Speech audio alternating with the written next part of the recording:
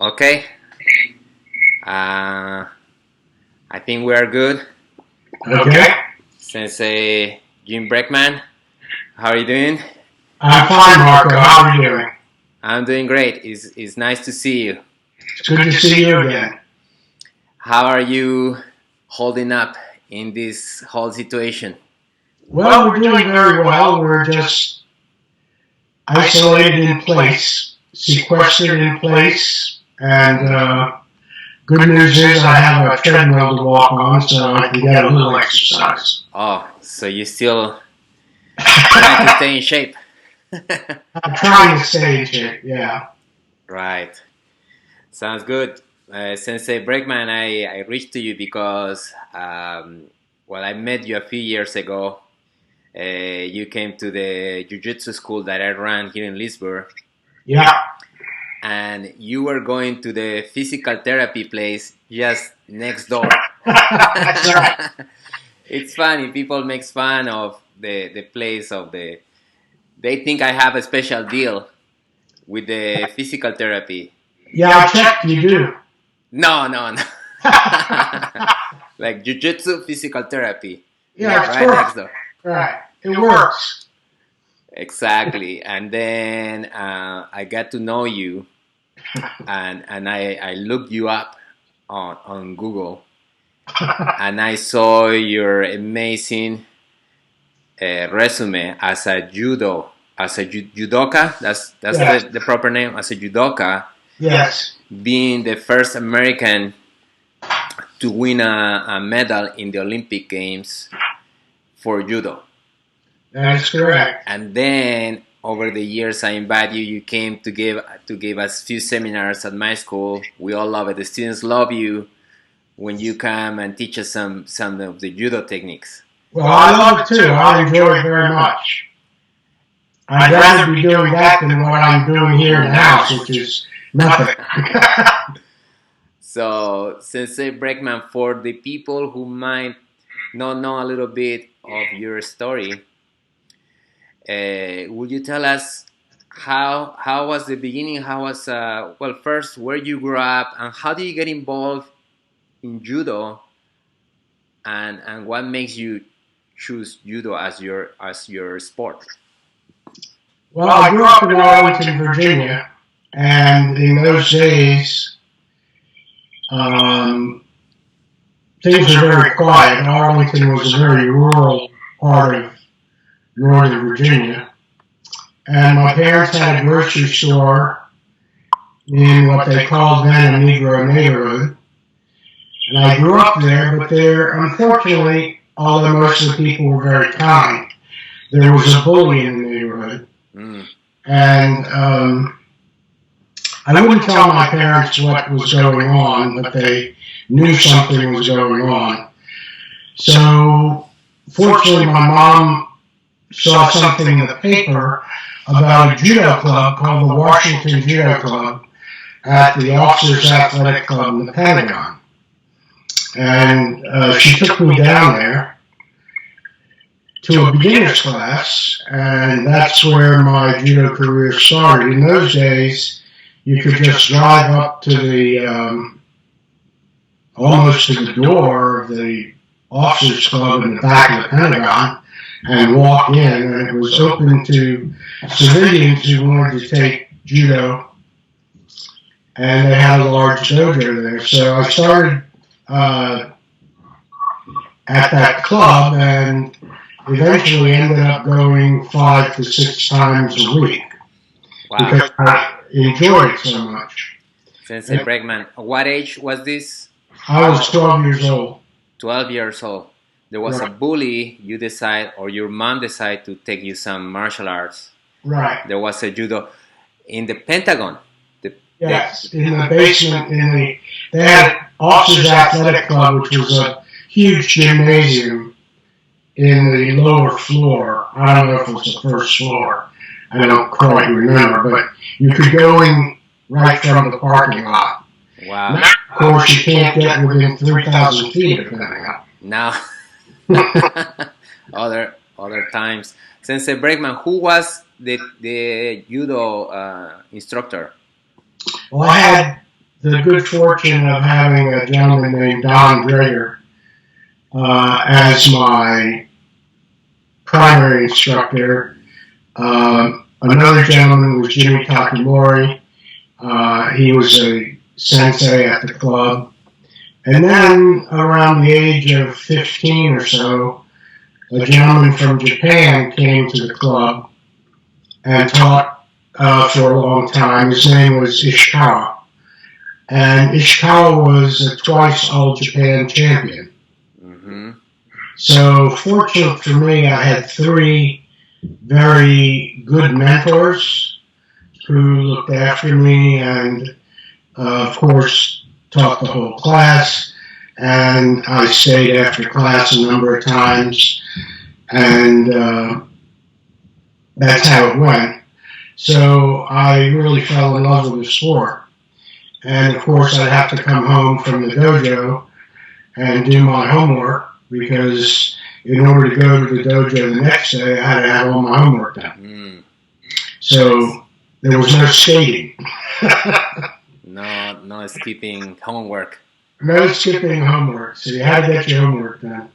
Sensei Bregman, what was a normal class in those days growing up as a teenager? Was there a like a physical preparation as well as technical? Yes, we did an extensive warm up, a lot of stretching, different stretching exercises of all kinds, some push-ups, sit-ups, squats. Then we did a thing called fitting, which is in Japanese uchikomi, where you work with a partner and you enter into different throwing techniques. And then we would do grappling on the ground. And then the session would finish with what they call randori, which is free practice. So at that time, you would select a partner and you'd both go out and compete against one another in a controlled way, not full competition. If somebody came in correctly and did the right thing, it was a courtesy to go ahead and take a fall. That way you learned spatial awareness, where you were in the sky. And there was another practice that I really enjoyed called Stegeko, where you throw for throw. So your partner comes in and throws you, then you get up and you move around, and then you throw him. And that goes on for about 5 minutes. So it's very smooth, very gentle, but very silk-like in what's happening. And that way you get to understand body movement and how to use his motion to overcome him rather than just brute strength. Right. I imagine if he's full resistance the entire time, then there wouldn't be chance to practice the entrance of the throws. Therefore, this way, you let your partner throw you one time and then you throw him one time, so you both are getting the mechanics of developing the muscle memory. Was that the reason? Exactly. That's the exact reason. And then, after you learn how to do 3 or 4 throws or 5 throws, then the Stegeko would move into combinations. So then you would add an entry with a foot sweep or something, and then go in for a major throw. So that's basically how we practiced. Sensei Bregman, I understand you have your favorite move. Is it the Uchimata? Yes, that's my favorite move, yeah. And I developed over years several different ways to get into that technique, because in competition, when people watch you, they know what your moves are. And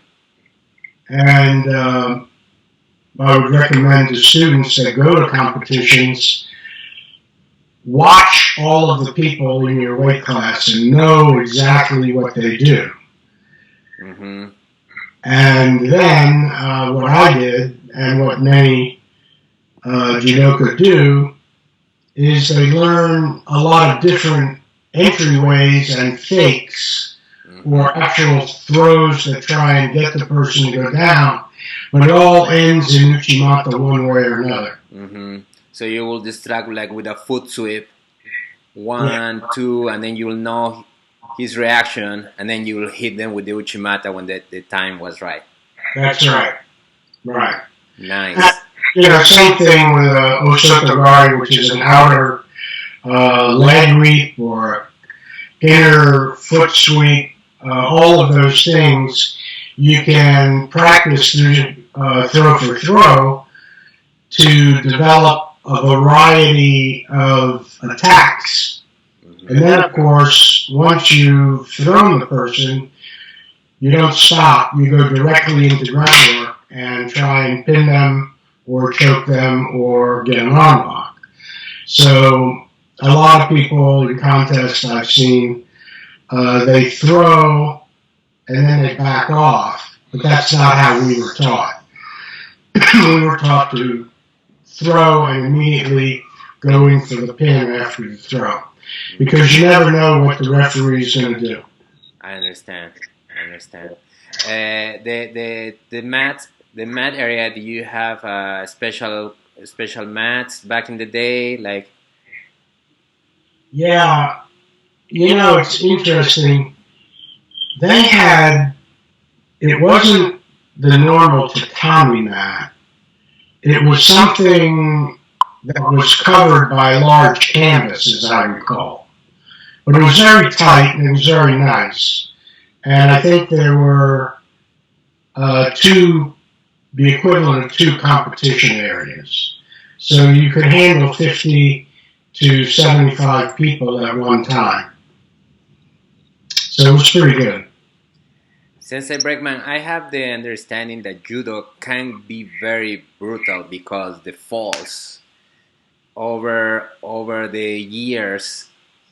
Do you feel it took a toll on your body, the falls, or it's just a matter of knowing how to train properly? Well, I think it's a matter of knowing how to train properly, but also knowing how to take the fall. So in the beginner's class, you spend an awful lot of time learning how to fall. Mm-hmm. And then when you get more advanced, you go into the throw for throw, you're being thrown and you know how to fall. Where the injuries occur, unfortunately, in particularly higher level competition, is if you're resisting and something goes wrong in the throw, you end up on the shoulder or a mistake is made somehow. And, it's a hard, full-body contact sport, and injuries do occur, unfortunately. Of course, like any sport, could be anything. Yeah, it could be anything. You can break an ankle in tennis, too. Exactly. But I think overall, the injury rates, I think, are generally low because people learn how to fall. And later on in life, on several dozen occasions, I have fallen in the street, sometimes on uneven concrete, when you're talking to somebody and you're walking, mm-hmm. when you catch your foot, and then you do a fall and you get right up, and people look at you like, whoa, what just happened? You're a ninja. Yeah, most individuals, unfortunately, will either put a wrist out, break a wrist or an elbow, or fall flat on their face. Well, that doesn't happen when you know how to fall. Exactly. Sensei Bregman, can you talk to us about your competition experience and how it led to you being part of the first judo team, American judo team, for the Tokyo Olympics in 1964? Sure. Well, from the age of about 15 to 18, I was getting pretty good at the sport. And when I was about 17, Don Drager moved to Tokyo. And about the time I was going to graduate from high school, he sent a letter to my parents asking if I could come to Japan and go to the Sophia University for my education and train in judo and other martial arts.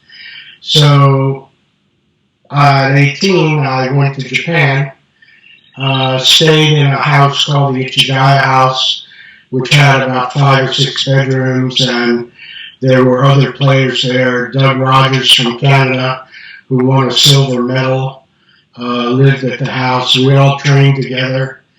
And in Tokyo, we did something that Japanese judoka and other judoka didn't really understand or get into. Dreger was a physical educator. He's a major in the Marine Corps, and he knew a lot about physical training and weight training. So the bunch of us trained in weights 3 times a week. Very extensive weight training. And every morning around 7 o'clock, we would go out to the track and did extensive running, sprints, running up and down stadium steps. So he introduced weight training to Japanese judoka. And a friend of mine, Inokuma, who trained with us, who won a gold medal at the Tokyo Olympics for Japan,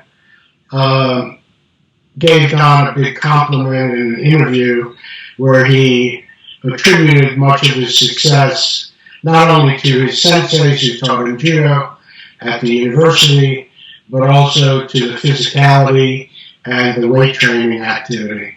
Wow, this is an amazing story. Your coach here in America moved to Japan.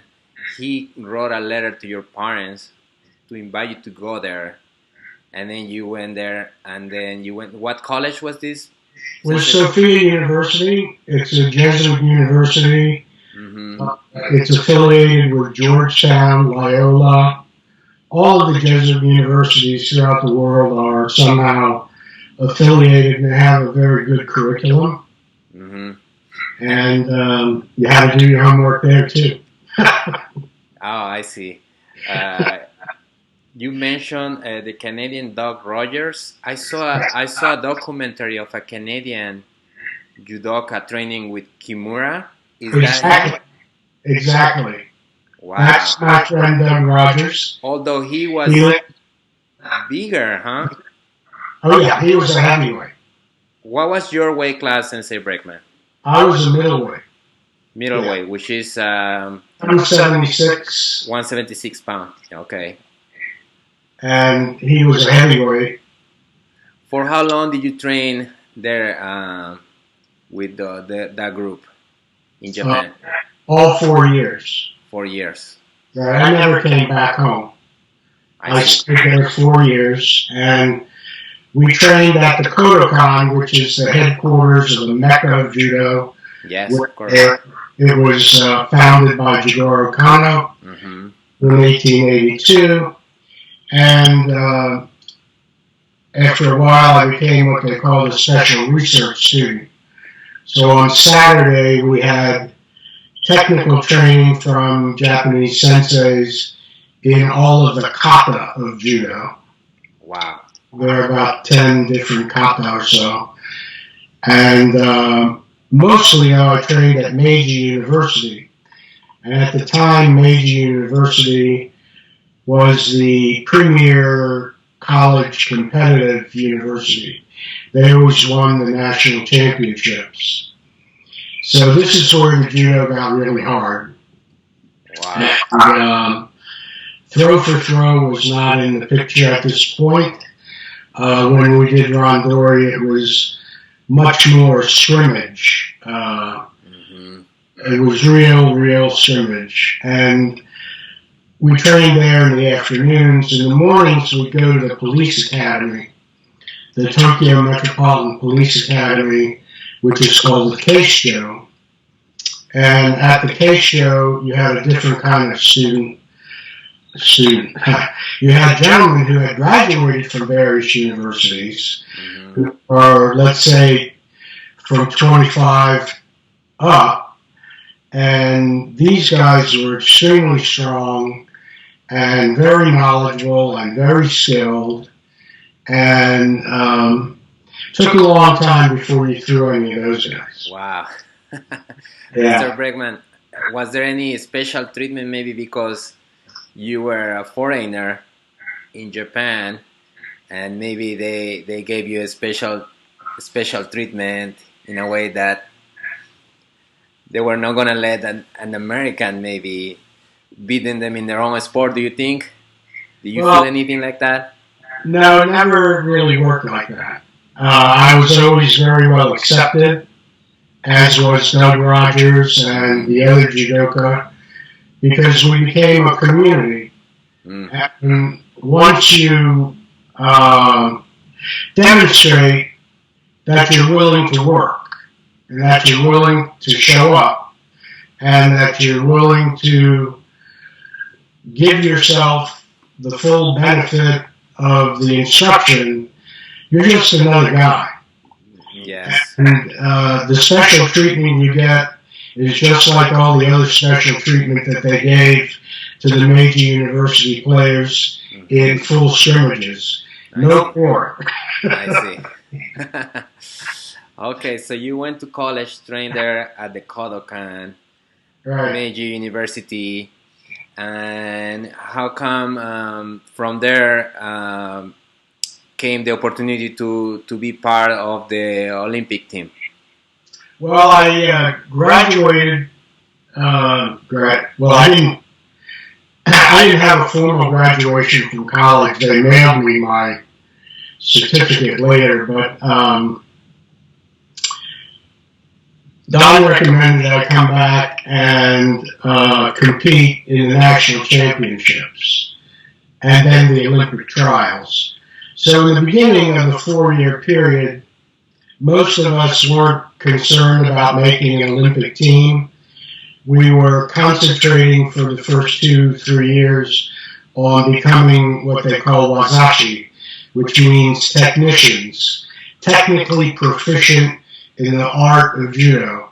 And at that time, we considered judo a martial art. Know that it's a sport, but we dedicated ourselves to becoming technically proficient in all aspects. But then about a year before the Olympics, a lot of talk started about making the Olympics and going to the Olympics. So then the focus changed and we trained even harder. And one of my training partners from England, Sid Hoare, who I met every morning throughout the day, he went back to England and won his national championship, and he won his Olympic trials. So I came back to the United States,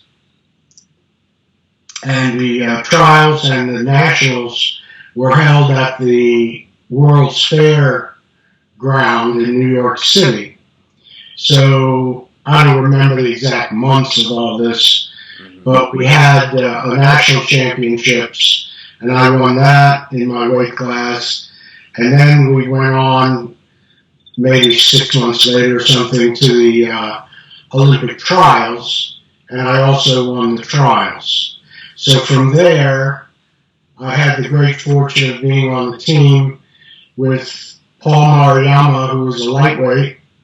I was the middleweight.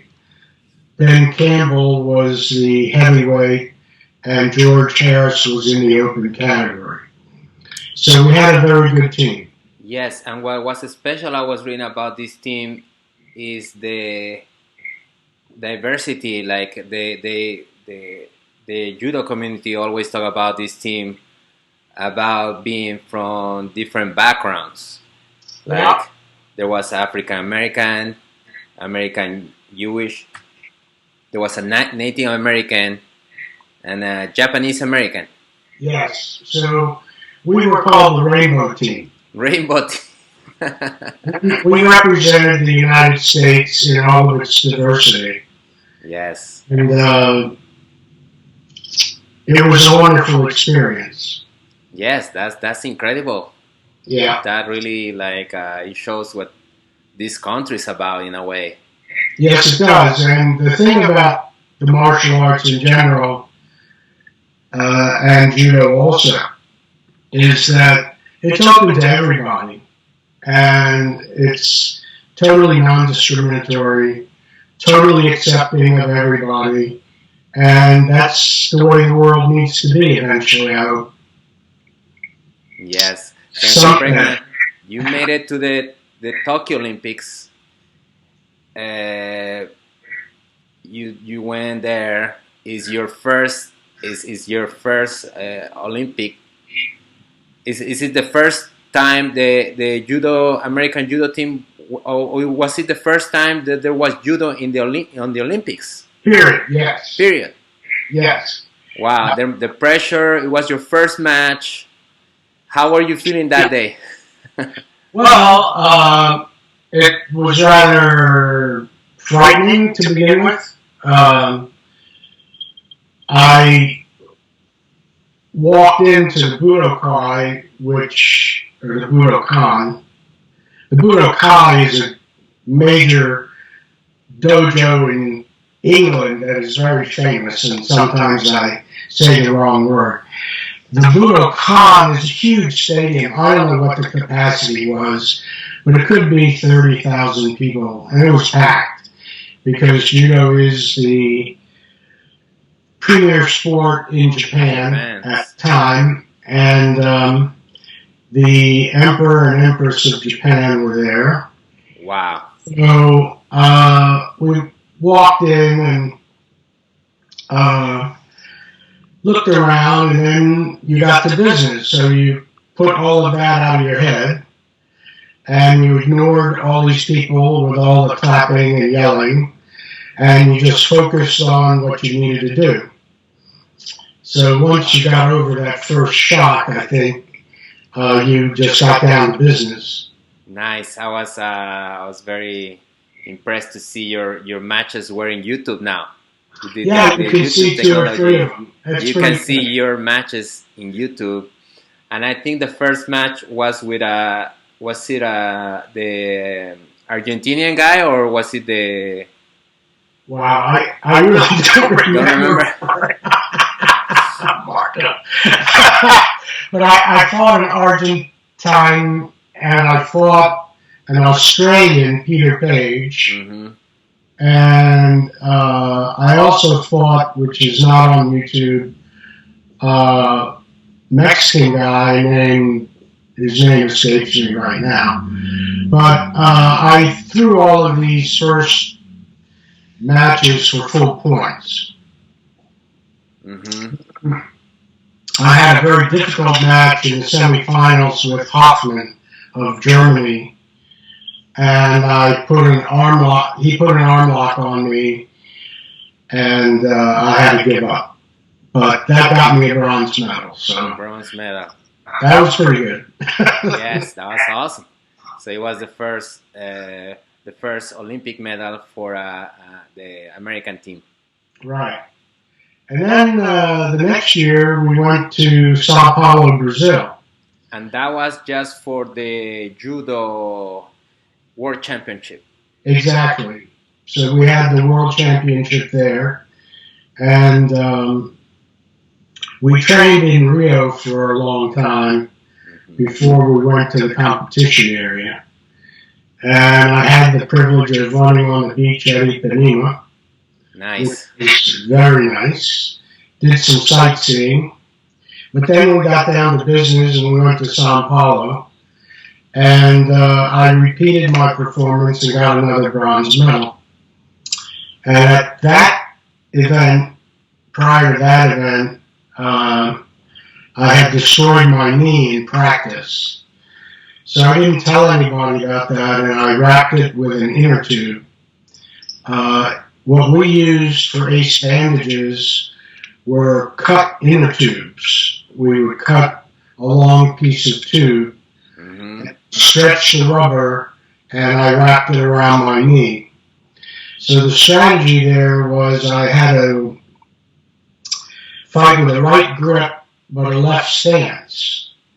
So all of the competitors who saw me in Tokyo were a little confused. They never saw anything like that. And frankly, I was a little confused too. But I managed to beat the three of top European players for full points at that point. So they thought it was your strategy to change, but really it was you trying to protect your knee. Exactly. Wow. Yeah, exactly. So that was pretty good, and Ross of England was one of my matches. Are you just... Somebody's trying to call me, so... No worries. I'm sorry. It's okay if you need to answer if it's an emergency or something. I'm going to turn my phone off. Anyway.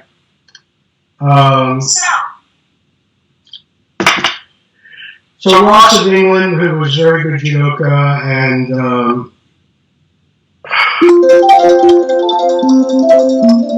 they're really trying to talk to you. Yeah, I'm going to turn it off. I can't seem to turn it off. Give me just a moment. No worries.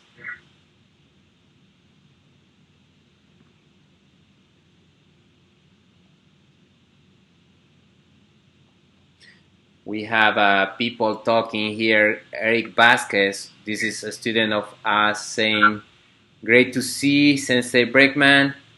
Very glad he's healthy and doing well." We have a question for you. Why do you think judo fell out of prominence in the U.S.? And then we have student John Ingaina saying, "Hi Sensei Bregman. I trained with you a few times at John Saylor's Shingitai camp. Years ago. Awesome seeing and listening to you." Well, say hi for me, everybody. And I think judo fell out of prominence because they didn't follow good practices business-wise, and we didn't get into the school system. So I think those two things led to a gradual diminishment. In the 60s, judo was one of the top martial arts in the country, along with karate. But it was more done in recreation centers, and people mostly volunteered. So we didn't have full-time professional teachers, mostly. And then, of course, Taekwondo became popular, BJJ became popular. And a lot of people in the judo community just volunteered in these small programs. So I think that happened. The overall membership is low, but over the years, we've won a lot of Olympic medals. Yes. Before we talk about today's judo, I had a question because, I'm mainly a Brazilian Jiu-Jitsu practitioner. Right. When you were in Brazil, you said you went for the World Championships judo and you trained in Rio. Did you ever hear about the Gracies and if the Brazilian Jiu-Jitsu while you were in there training? We knew about it, but we were so preoccupied with the Olympics. Unfortunately, we didn't get a chance to go out to different dojos or meet anybody, which was a real sad thing in retrospect. But when you're concentrating so heavily on the World Championship competition, you don't have a lot of free time. I understand. So that was good. The World Championship, you got a bronze medal there. Yeah. And then you got a gold Pan American champion gold medal. Yes. I read here's Maccabea Games. Where was this? Okay, the Pan American Games were held in Guatemala, Mm-hmm. and the Maccabee Games were held in Israel, in Tel Aviv. So I was fortunate. I got to go through judo. I got to go to other countries, and ever since then, I've got friends, fortunately, all over the world in judo and other circumstances. So I enjoy traveling.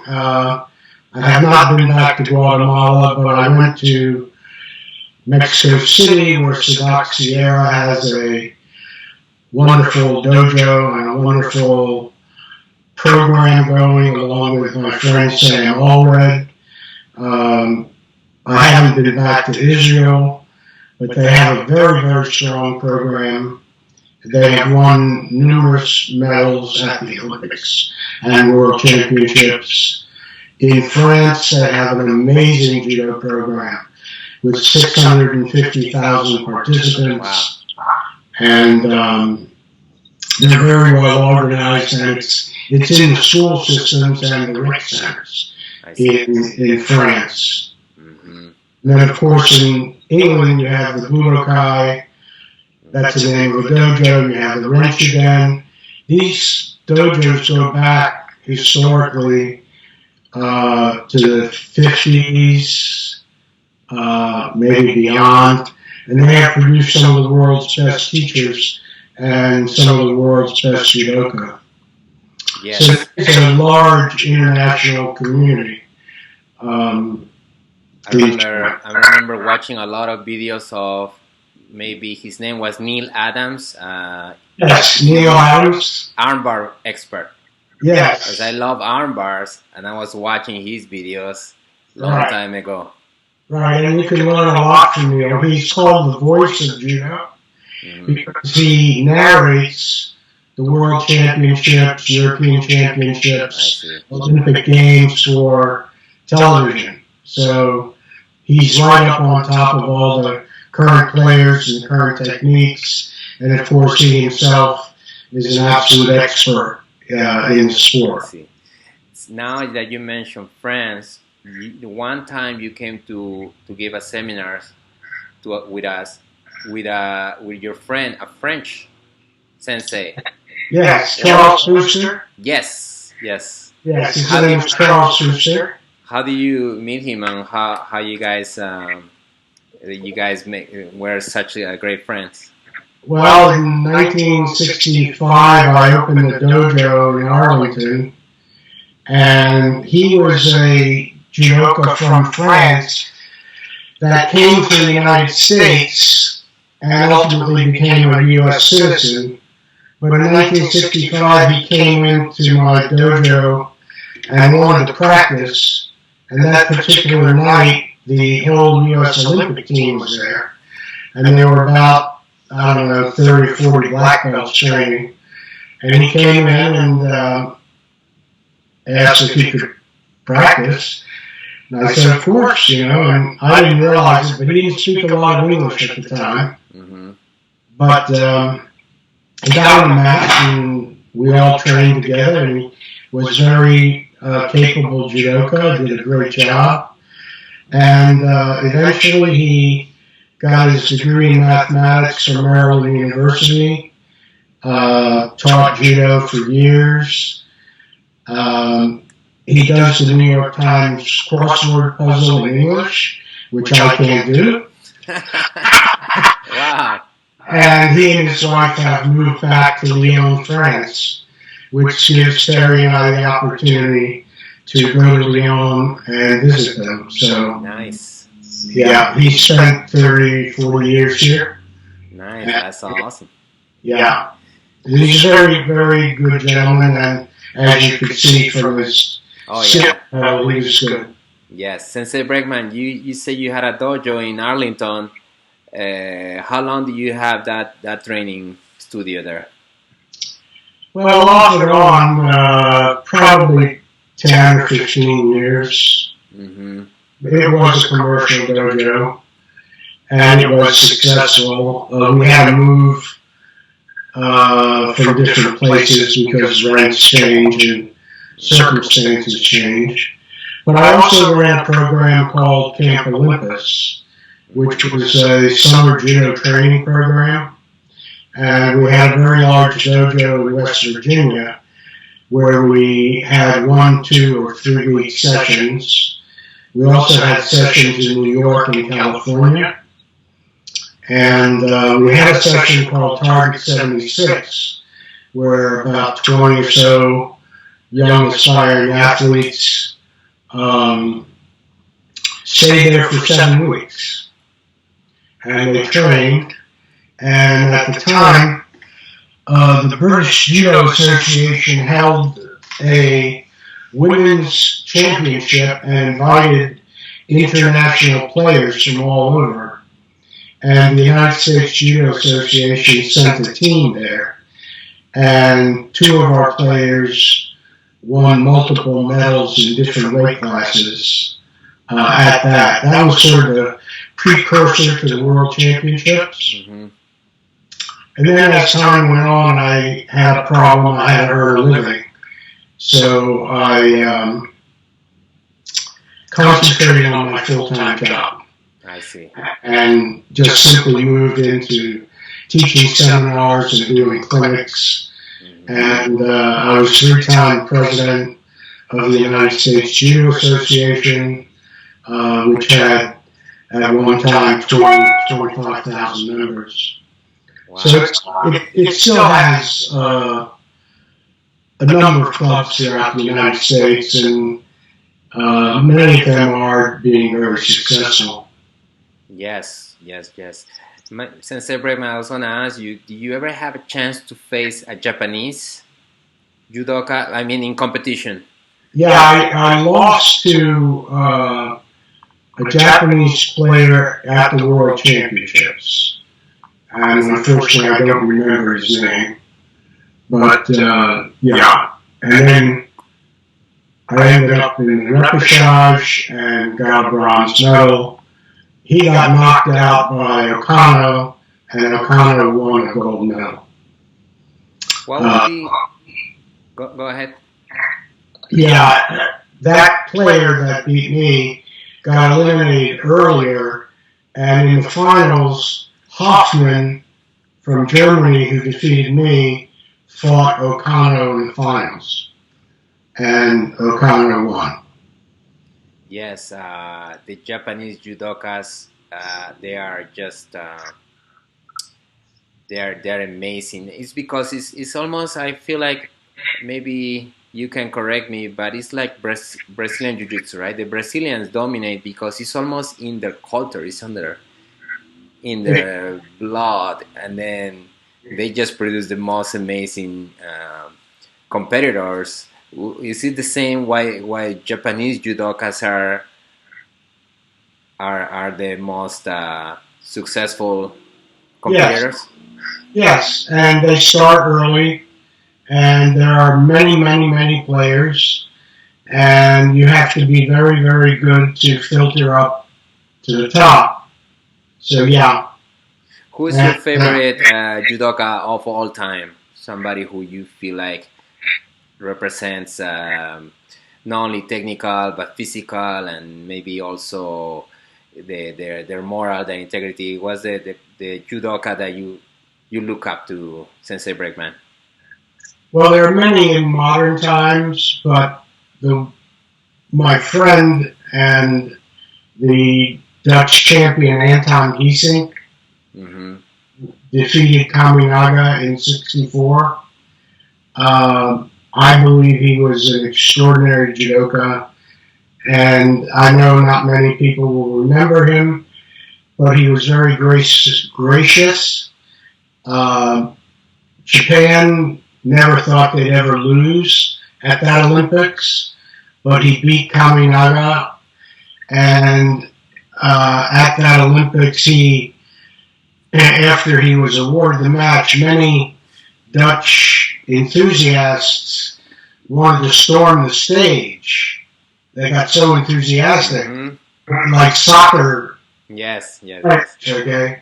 So he, very dignified, pushed him away, told him to go back, sit down, He fixed his judo gi, bowed to Kaminaga, embraced him, turned him to the emperor, and they both bowed, and they came off, okay? Nice. And that was the honor of judo that has permeated the sport since its beginning. But that was very, very difficult for Kaminaga, and Anton helped him through that. Yes, it must have been an amazing upset for the Japanese to be defeated in their own game. It was, but we could see it coming because Anton was just an extraordinary judoka. He was well over 6'7" or something like that, 275 pounds. But in spite of his power, weight, he was a technician. People don't understand that these big men in judo are extremely skillful. Oh, yes. Not just power. It's a lot of technique. One thing I love about judo is the respect also. You were mentioning like after the match, at winning or losing, you still like fix your gi, you still bow to the referee, you bow to the opponent. That's something super cool. Yeah, and I think up until recently there was none of this jumping up and high-fiving and all of that. Some of that's crept in a little bit. Yeah. Mostly my generation was very formal, very respectful to everyone, and no matter which way anything went, you followed the protocol. How else have you seen judo nowadays change from the judo that you learned? I understand there's been a lot of changing on the rules. There are things that you cannot do. What would you consider is the main difference on the judo today? Like you are saying, in your time, judo was a martial art. You guys consider yourself technicians. Martial arts, not really like competitors. Now it's becoming more a competition. Well, I think there's still a lot of that martial art element in it, but they've changed the rules dramatically. So many of the things that I would have done, I would be disqualified for today. And the rule book was very thin back in the day because everybody understood what the rules were by osmosis almost, okay? And it was heavily dominated by Japanese custom. Today, all of that has changed. It's not so much Japanese custom dominated. So each country has its own culture, and they develop their own special training methods, their own techniques. The basic techniques all remain the same, but because of Sambo and the Russian players and even the Mongolian players, a lot of the techniques have evolved into different forms. But the fundamentals are still there. But I gave up trying to keep up with the rule changes because every year, unfortunately, they change the rules. Right. Did you hear about Ronda Rousey? And yeah, what do you think about her career? And she became so famous in the UFC. Right. I think she's an outstanding lady, and her technique was fantastic, and it demonstrated in her UFC matches. If you go to the YouTubes, you can see she's doing arm locks and uchimata and other judo techniques. Once she closes, it's pretty much a ball game. And that's the same thing with Kayla Harrison. Yes. Kayla is an Olympian, a gold medalist, and it's the same kind of situation. I think that those two ladies are preeminent examples of skill, technique, and diversity. They can not only do standing work, they're excellent grapplers, and they armbar, choke in many different ways. So their opponents are a little dumbfounded, I think, because once they get past the boxing thing and they engage, then it's pretty much all over. Yes, 100%. Those ladies deserve a lot of credit. They broke a lot of glass ceilings. Yes, I think Kyla is doing MMA too, if I understand. She's done like a couple of fights too, and she's been winning. So we'll see what's next for her. Right. Sensei Bregman, you're saying the Tokyo Olympics were gonna be this year. They were gonna be the Olympics were gonna be held in Tokyo once again after all these years, and you were planning on going. Yeah, we we made all of these arrangements about 9 months in advance or more, and I was really looking forward to going. And then, of course, the pandemic hit everywhere, so we had to cancel everything. And then after we canceled, of course, they canceled the Olympics, and they're going to try and reschedule it for 2021. Mm-hmm. But from what I'm hearing through the grapevine and from some of the public announcements, that might not actually happen depending on the severity of this problem we're all experiencing. So you never went back after the 1964 games? No, I didn't have an opportunity to go back to Tokyo. So this was going to be your time, the time? Yeah, this was going to be my time to go back, visit the university, see if the house I lived in is still there, which I doubt. I could even probably go to a McDonald's in Tokyo. Right. Which was impossible. But impossible. And a lot of the small mom and pop shops, the soba shops, the sushi shops, and how's your Japanese? Do you understand? Do you speak pretty good? Or? No, I could get by when I was there for routine, everyday living, directions, and please give me something to eat, and I'd like some tea, and just the normal interaction. But I never studied enough to become fluent or to be able to read fluently in Japanese. My friend Sid Hoare, on the other hand, did, and he became a professor at the London School of Economics, and he was fluent in Japanese, reading and writing. It's not easy. You have to spend a lot of time, and I think in order to become literate, you need at least a couple of thousand kanji characters. So I tried. I took Japanese as a foreign language at the university for 2 or 3 semesters, and that got me enough so that I could order my soba noodles and tempura. Sensei Bregman, I was going to ask you, as a martial artist, how can we exercise what we learn on the mats to deal with these times of uncertainty, of like stress, maybe even fear? How can we put into practice what we learn on the mats in this actual situation we're all living? Well, I think patience. Patience is very important in the martial arts. You don't become a skilled martial arts practitioner without lots of patience.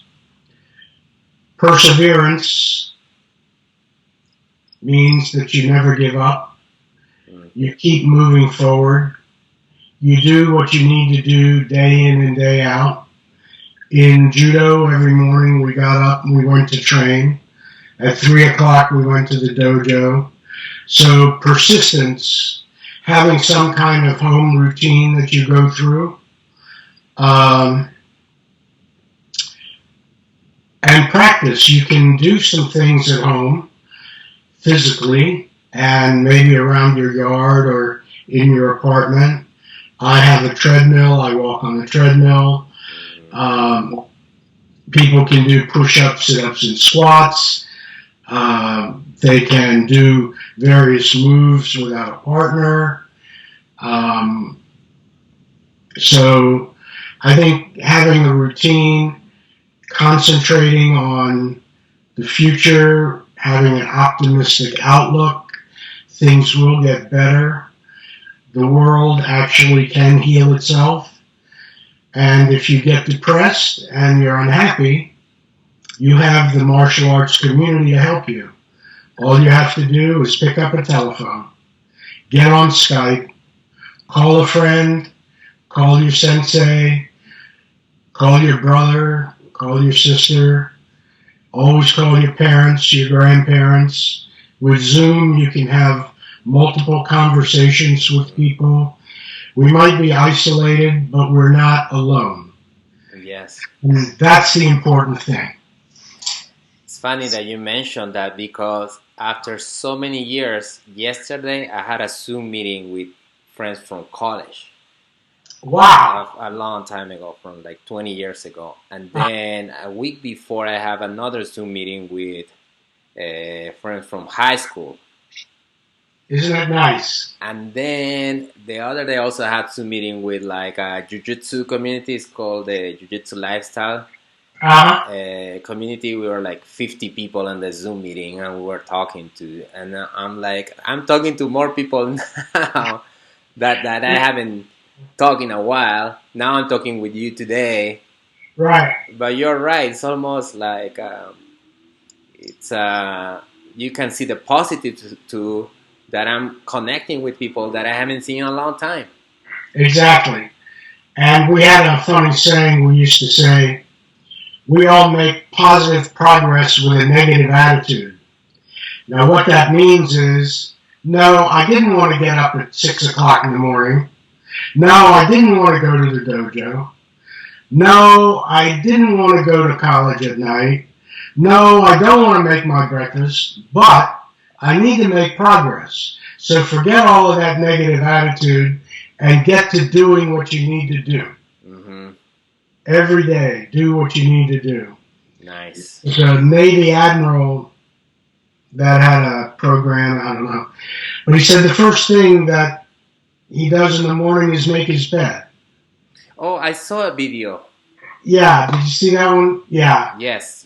That's what I do. I get up, I make my bed. That starts my day. I've accomplished something. There is a feeling of accomplishment. Right.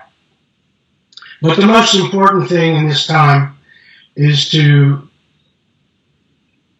if you have any feelings of distress, call your friends. Mm-hmm. Don't isolate socially. Call somebody, get on Zoom, do what you need to do to stay in your community. And that's the nice thing about the martial arts community. We have friends all over the world. I told you my friend Charles went to Lyon, France.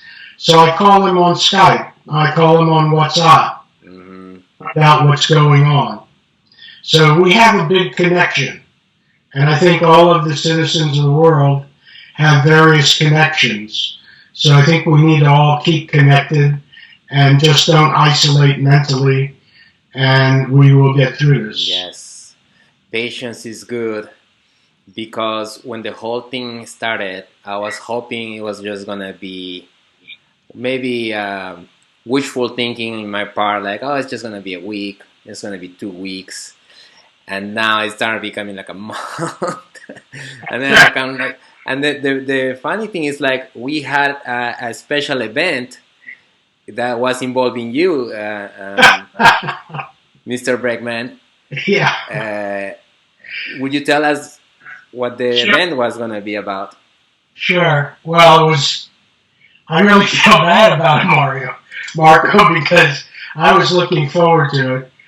NBC News, Lance Ng and his partner were going to come to the house and do an interview, and then we were all going to go to your dojo and video practice and techniques, talk to the students, talk with you, and unfortunately, because of this virus, that all got canceled. But with a positive attitude, when this is all over, we're going to do it. We'll do it. 100%. We definitely do it. I'm looking forward to that. And he was doing this special report with you because the Tokyo Olympics. Because of the Tokyo Olympics, and now we're going back to Tokyo, and they wanted to interview various athletes who had participated in Tokyo and were planning to go to the 2020 Games. That was an amazing idea. It was fun. Yeah, it could have been fun. Yeah. But we're going to do it. We'll do it, for sure. Whenever. Sensei Bregman, it's been a pleasure talking with you. I'm happy to see you. You're doing okay. Stay well. I was going to ask you something before I let you go. When the Gracies start doing their Gracie Jiu-Jitsu, their Brazilian Jiu-Jitsu, it was probably not a surprise for you, the techniques that they were doing. No, much of it is basic judo. Yeah. Because those techniques are arm bars, triangles, holds, fundamentals. What would you say was the difference of what they did and the success they had? Well, I think that they popularized it. And they were very outgoing with it. And they went out and recruited it. And their students went out and taught it. And I think that's probably a difference. Right. I see. But you know what? I was very happy when you decided to come to my school, because it's almost like for you there is no rivalry. Like no. Jiu-Jitsu, you walk in the Jiu-Jitsu studio as if like we're practicing the same thing almost. Exactly. Right? Yeah. So, both of these activities are very similar and can learn from one another. There doesn't have to be a rivalry. I'm always enjoy watching judo because it's beautiful, the throws, and aesthetically it looks. Now jiu-jitsu nowadays, unfortunately, everybody just go to the ground. They just sit down. They grab each other's lapels.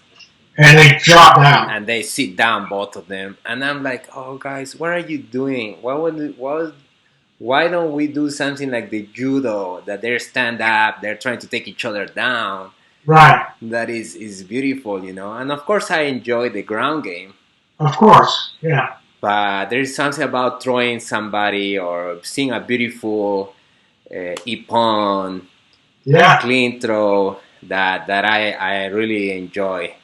And even if you get a good ippon, you can still go in for your arm lock. Exactly. I was going to ask you, Sensei Bregman, why, when there is a choke in judo, the referee does not stop it? The referee, at the most, they make a sign or something, but I've seen many videos where the practitioner is being choked, and the referee is not stopping until the other one let go the choke, and the player is being choked, is unconscious.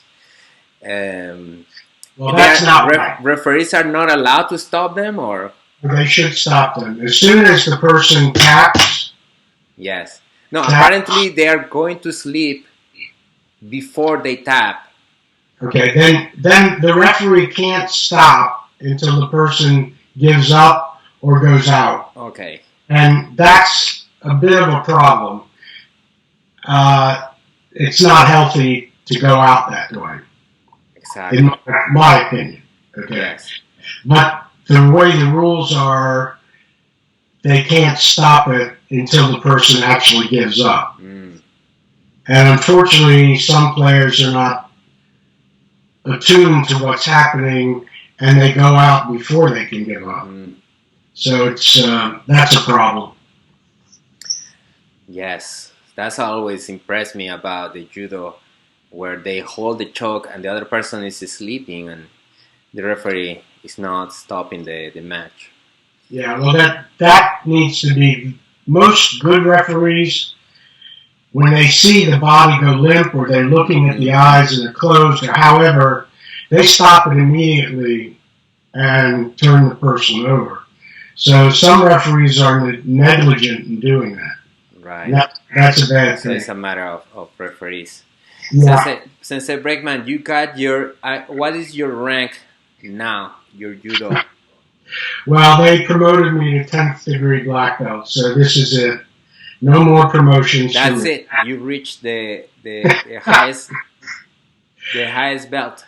Yeah, that's the highest belt. Does it transform into a red belt like in? Yes. Okay, so you got your red belt. I have a red belt. It's up in my closet. I haven't seen you wearing it. I prefer a black belt. You prefer black.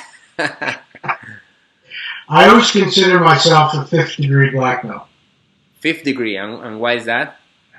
Because that's a good question. Why is that?